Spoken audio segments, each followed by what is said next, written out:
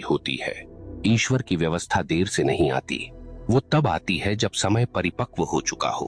आप किसी बीज को धरती में बोएं और उसी पल उससे फल मांगें, क्या मिलेगा? नहीं मिलेगा, क्योंकि प्रकृति का एक नियम है, हर चीज अपनी गति से परिपक्व होती है। ईश्वर की व्यवस्था भी प्रकृति की लय में चलती है। आपका कर्म, आपका मनोभाव, आपकी परीक्षा, ये सब उस समय का हिस्सा है। ईश्वर तब तक प्रतीक्षा करते हैं जब तक आपकी आत्मा वह पात्रता अर्जित नहीं कर लेती।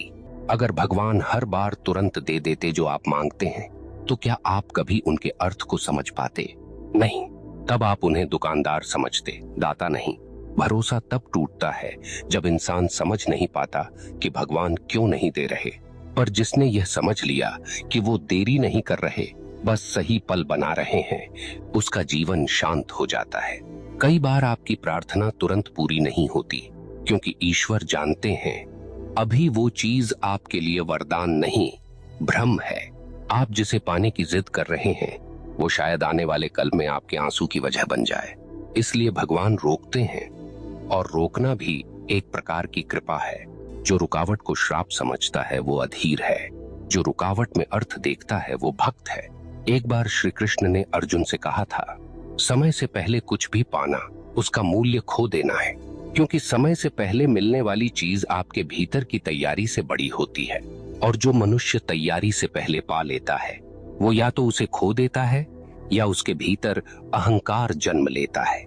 इसलिए भगवान देते तो हैं, पर तब जब आप भीतर से स्थिर हो जाते हैं। आपने देखा होगा, जब समुद्र शांत होता है तभी चांद का प्रतिबिंब साफ दिखता है। वैसे ही जब मन शांत होता है तभी ईश्वर की व्यवस्था दिखाई देती है। आपका अधैर्य उस प्रतिबिंब को धुंधला कर देता है। फिर आप सोचते हैं भगवान मौन है, जबकि मौन में ही तो वो बोल रहे होते हैं। भरोसा रखना आसान नहीं है, पर अगर आप सच्चे हैं तो एक बात याद रखिए, ईश्वर कभी अपनी योजना आधी नहीं छोड़ते। अगर उन्होंने आपको किसी राह पर भेजा है तो मंजिल तक पहुंचाने की जिम्मेदारी भी उन्हीं की है। आप बस धैर्य रखिए, क्योंकि भरोसा वो अग्नि है जिसमें आपकी कमजोरी झलकर शक्ति बनती है। कभी कभी जो लोग, जो अवसर, जो रास्ते आपसे दूर जा रहे हैं, वो दरअसल भगवान की व्यवस्था का ही हिस्सा होते हैं। वो आपके जीवन से कुछ निकाल रहे हैं ताकि कुछ और श्रेष्ठ उसके स्थान पर आ सके। और जब वो श्रेष्ठ चीज आती है तब आप समझते हैं, अगर वो पुराना नहीं गया होता तो ये नया कभी नहीं आता।